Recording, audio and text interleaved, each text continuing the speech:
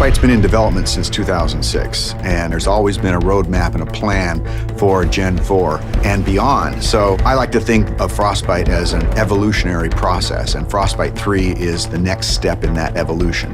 Frostbite 3 is a really powerful tool set. A gamer is going to experience a much more authentic, believable, and realistic-looking game. We have one unified program where you can create content that will run on everything from an iPhone to a next-gen console. And now it's really coming online and enabling the game designers to do way more than they've ever been able to do before.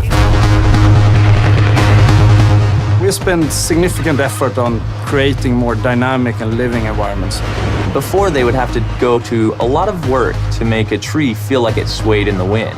Now we give them the tools to create the tree, and we let the game engine control how the wind affects that tree. Frostbite allows everything to work together. The waves on the beach, the wind blowing the whitecaps, even the clouds overhead all move consistently with the forces of nature. You might see an explosion go off, you'll see the trees nearby shake from the explosion. It's sort of subtle, but it creates this sense of seamless reality. So the large world coupled with a lot of people running around interacting with you really pays off in Battlefield 4. Destruction has always been a core feature of the Frostbite engine. It's the evolution of the way the environment is impacted by gameplay. Everything from the smallest spark colliding, but also gigantic chunks of debris that crumble when they impact the ground. The guys on Battlefield 4 have been working on something called Levolution. Levolution is really about the concept how you can drastically change a multiplayer map into something different. It could be anything from a big building collapsing or to a dam breaking or anything really big game changer to the level. A recent feature that we've put in, and you'll see in Battlefield 4, is our networked water simulation. So what this means is all players will see the same wave in the same position at the same time. And this leads to some pretty exciting cat and mouse type of gameplay where you're ducking down and going up and you can kind of peek around as you drive in your boat. It will no longer swim on a flat surface. Instead, it will be affected by the different waves and everything. And that comes to everything from living characters that are swimming, but also to the ragdolls. Something like a jet crashes into the ocean, you'll see the water react and the debris will then float on the waves. It's a very, very cool dynamic engine. Things just happen and it seems right. Take cover!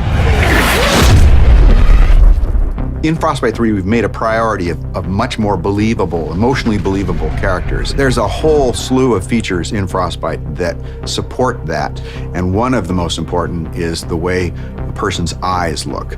The way we render characters is better than ever before. We're doing subsurface scattered models. We have parallax animation in the iris. You'll notice it looks like a real eye. You'll back me up, right? Frostbite 3 is so much more powerful than any engine I ever used before. And it's not just the specific features and the framework, it's the fact that we're collaborating with other teams around the world.